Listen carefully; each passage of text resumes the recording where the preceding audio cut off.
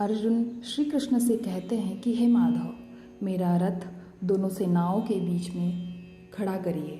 मैं वहाँ पर एकत्रित सारे बंधु बांधवों को, मैं अपने सारे रिश्तेदारों को वहाँ देखना चाहता हूँ।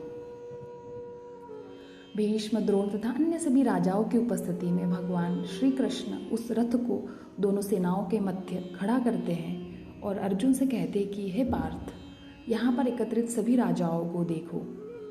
अर्जुन ने वहाँ खड़ी दोनों पक्षों की सेनाओं के बीच अपने सारे रिश्तेदारों को उसने देखा। चाचा, ताऊ, पिता, गुरु, मामा, भाई, चचेरे भाई, पुत्र, भतीजे, मित्र, ससुर, शुभचिंतकों को देखा। जब कुंती पुत्र अर्जुन ने अपने बंधु बांधवों को वहाँ देखा तो उसका मन अत्यधिक करुणा से भर गया और फिर गहन शोक से वो भगवान श्री कृष्ण से कहता है कि हे कृष्ण, युद्ध करने की इच्छा से एक दूसरे का वध करने के लिए यह अपने वंशजों को देखकर मेरा शरीर कांप रहा है और मेरा मुंह सूखा जा रहा है। मेरे हाथ से धनुष सरक रहा है, मेरी पूरी त्वचा जल रही है, मेरा मन उलझ रहा है और मुझे घबराहट हो रही है। मैं यहाँ पर खड़ा होने में और समर्थ नहीं हूँ। हे केशव, मुझे केवल अमंगल ही अमंगल सारे संग्राम में दिखाई दे रहा है और एक मुझे अशुभ लक्षण दिखाई दे रहे हैं। युद्ध में अपने वंश के रिश्तेदारों का वध करने से मुझे कोई भी अच्छाई समझ में नहीं आती है और उन्हें मारकर मैं कैसे सुख प्राप्त कर सकता हूँ।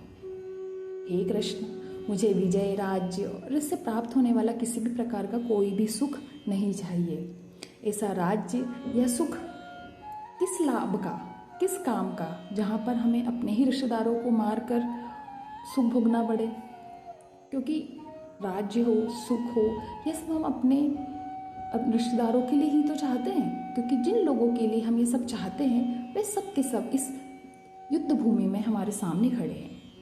हे मधुसूदन, जब आचार्यगण, पितृगण, पुत्र, पितामह, मामा, पौत्र, भांजे, साले, अन्य संबंधी अपने प्राण और धन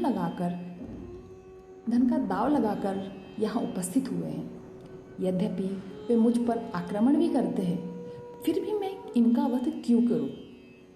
यदि फिर भी हम धृतराष्ट्र के पुत्रों का वध करते हैं तब भले ही इससे हमें पृथ्वी के अलावा तीनों लोक भी क्यों न प्राप्त हो, इन्हें मारकर हमें कैसा सुख प्राप्त होगा मधुसूदन?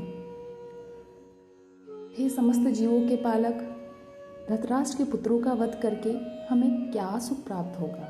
यद्यपि वे सब के सब दुराचारी है, अत्याचारी है, दूषित बुद्धि के हैं, फिर भी यदि हम उनका वध करते हैं तब निश्चय ही उन्हें मारने का पाप तो हमें लगेगा।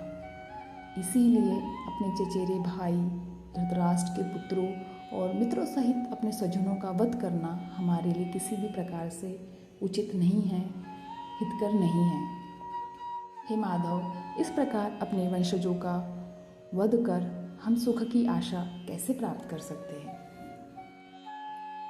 यद्यपि लोभ से अभिभूत विचारधारा के कारण वे अपने स्वजनों का विनाश या प्रतिशोध के कारण अपने मित्रों के साथ विश्वासघात करने में कोई भी द्वेष नहीं रखते हैं।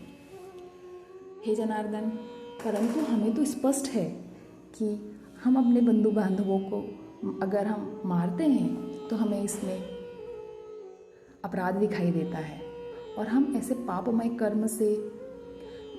कर्म हम क्यों करें? इस पापमय कर्म से जब कुल का विनाश होता है, सारी परंपराएं नष्ट होती है और एक ही अधर्म में हमें धकेलता है, तो हम इस युद्ध को क्यों लड़ें?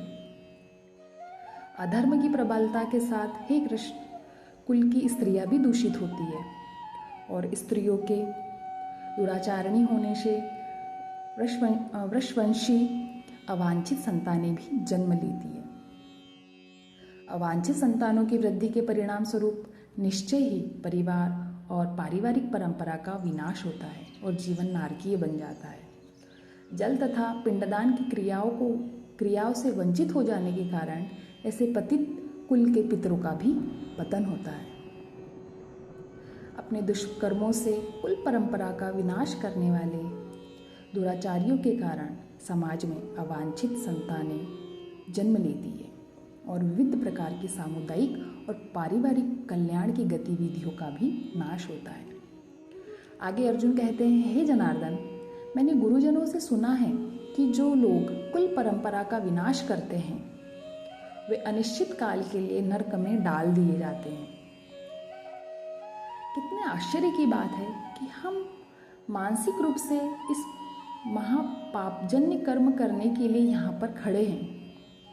राज सुख भोगने की इच्छा के प्रायोजन से हम अपने वंशजों का वध करना चाहते हैं। यद्यपि धृतराष्ट्र के शस्त्रयुक्त पुत्र मुझ निहत्ते को रणभूमि में प्रतिरोध किए बिना ही मार देते हैं, तब भी यह मेरे लिए श्रेष्ठकर होगा।